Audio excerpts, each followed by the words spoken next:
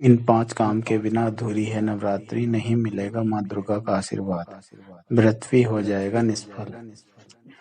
नवरात्रि दुर्गा पूजा में जरूर करें ये 5 काम।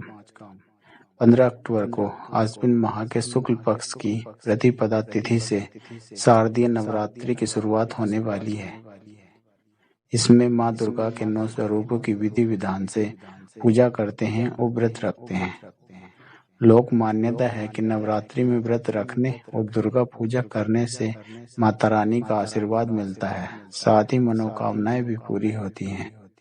लेकिन आपको जानना चाहिए कि ऐसे 5 काम हैं जिनके बिना नवरात्रि अधूरी होती है।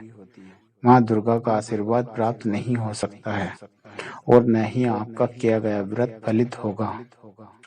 काशी के ज्योतिषाचार्य चक्रपाणि भट्ट कहते हैं कि शारदीय नवरात्रि में कौन से 5 काम करने चाहिए जिससे माँ दुर्गा प्रसन्न हो और व्रत पूजा भी सफल हो। शारदीय नवरात्रि में जरूर करें 5 काम। नंबर 1, दुर्गा आह्वान। धार्मिक मान्यताओं के अनुसार माँ दुर्गा नवरात्रि के प्रथम दिन कैलाश से अपने वाहन पर सवार होकर धरती पर आती हैं। यदि आप नवरात्रि का व्रत रखते हैं तो आपको पूजा से पूर्व माँ दुर्गा का आह्वान करना चाहिए, उनका स्वागत करना चाहिए। आह्वान का अर्थ है कि आप किसी विशेष सिद्धि या उद्देश्य से माता रानी को अपने यहाँ बुला रहे हैं, उनको आने का निमंत्रण दे रहे हैं। कहा जाता है कि बिना निमंत्रण के किसी के घर नहीं जाना चाहिए। नंबर 2, कलश स्थापना। यदि आप 9 दिन का व्रत रखते हैं या पहले और अष्टमी का व्रत रखते हैं तो आपको कलश स्थापना करनी चाहिए। देवी पुराण के अनुसार माँ भगवती की पूजा से पहले कलश स्थापना जरूरी है।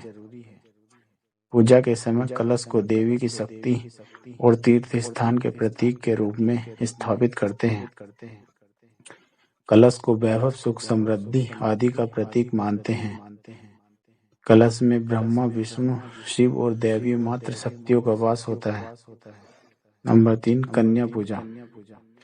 कन्या पूजा के बिना नवरात्रि अपूर्ण मानी जाती है। दुर्गा अष्टमी और महानवमी के दिन कन्या पूजा करते हैं। कन्याओं को माता दुर्गा का स्वरूप मानते हैं। इस वजह से नवरात्रि में 1 से लेकर 9 कन्याओं की पूजा कर सकते हैं।